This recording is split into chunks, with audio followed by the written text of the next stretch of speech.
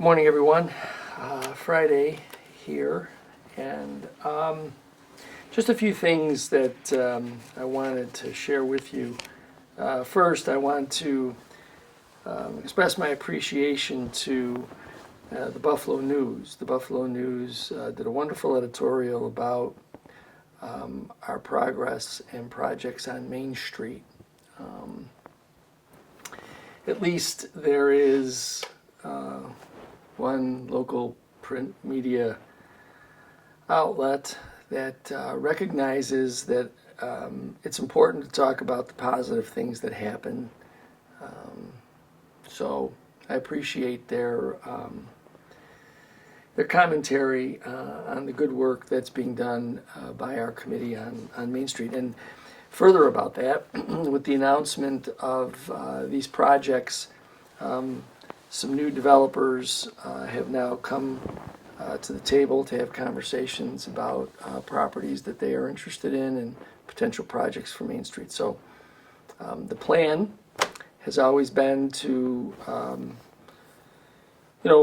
move with some discretion, making sure that the projects that are being proposed are solid, have some, personal investment, private investment rather, by those who are proposing them. And then, of course, obviously, our group works to help those developments obtain whatever other program benefits they can through the various agencies, both county and state, as well as local, that are available for the project. So again, that is moving along in the right direction. The other thing, under the category of good news, is that contrary to so many voices, hockey continues to be played at the ice rink. Teams are coming in, they're playing, tournaments are getting scheduled, and so for all those who thought that for whatever reason, the world might be coming to an end, I want to assure them that the ice rink at Hyde Park is going to continue to provide ice for all of the activities that have previously been enjoyed there. Also, you may not have heard anything about this because obviously the local print media may or may not be interested in these kinds of stories, but a company in our city called AmeriCarb, it's located out on Niagara Falls Boulevard, just secured a $33.5 million contract with the Defense Department that will continue production and manufacturing there, continue to extend employment. And so it's a great victory for that company. Congratulations to them, and we certainly appreciate their presence and investment in the city of Niagara Falls. So I want to make sure that you get those items because you may not hear about them anywhere else. But those are some of the great things that are happening throughout the community. Some other pieces of information. Monday is a holiday, and so City Hall will be closed. If you're listening to this message early in the day and you have something you have to take care of at City Hall, please get here before 4 o'clock because that's when the folks working in the offices here end for the day. Otherwise, we'll see you on Tuesday morning. So remember, this coming Monday, City Hall will be closed for the holiday.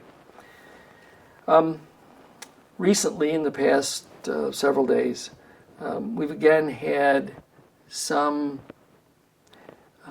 incidents on the roadways here in the city. I know that I say this repeatedly in these messages, but I think it's really, really important for all of us, whether you're driving a car or you're on a bike, e-bike, scooter, whatever it is that you're using while you're on the road. I think it's really important for us to remember to be familiar with all the things that are going on around you. Yeah, pay attention to your driving, but paying attention to the driving also means paying attention to what's happening. looking both ways before you enter an intersection. If you're riding an e-bike or a scooter, understanding that you have those same obligations at intersections to be careful. Nobody should assume that they have superiority on the road. I mean, the only way to make the road safe is for all of us to remember that we're sharing it. And as we share it, we need to be mindful of one another. It's really not that hard. The time it takes for a bicycle or a scooter or another vehicle to pass or go into a lane or to make a turn, it's measured in seconds. So those seconds aren't going to make you so terribly late for wherever you have to be. So to let that happen, without having to do one's level best to make sure that that car doesn't get in front of me, or that doggone bike or scooter or whatever, it just doesn't make any sense when you think about it, and especially when you think about what the consequences are. On I think it was Sunday, at the intersection over at Pine and Packard, I saw an incredible accident. It was just an incredible accident caused by two drivers that just thought that each one of them should be in charge of the way to go. Nobody's going to, yield to anyone. And in that, we end up seeing one vehicle, quite frankly, as I came driving past the scene, one vehicle had the entire driver's side of the vehicle was just crushed in. The other, it almost seemed as though the front end of the car had disintegrated. It was just everywhere. And you could see the engine. So the accident had to have been at some impact. But it's really a function of just not, it's okay to yield. It's okay to let the other person go. It doesn't make you less of a person. It doesn't make you a bad driver. It doesn't mean that, somebody's running your life. It's really about just making sure that you're safe. You get to where you have to get to safely. The other person gets to where they have to get to safely. I don't know. There's no scorecard that says, aha, I beat you. The tragedy is when somebody is seriously hurt or worse. Then that's when you really think about, was it that important for me to do that? So I'm going to say it again, and I hope it starts to sink in with all of us that it's everybody's responsibility to make the roads safe. For those who think that it's just the police and the government that have to make roads safe, no. It's really, there's signs out there. There's rules of the road. There's things that we all learn when we start to drive that really should control the way we operate. And not obeying them is crazy. And obeying them doesn't make you less of a person, okay? I don't know, is somebody worried about being called names? It really doesn't make any sense to me. So I don't know what it is that's driving it, but please, pardon the pun, but whatever is driving it, let's try to make sure that we're driving more safely.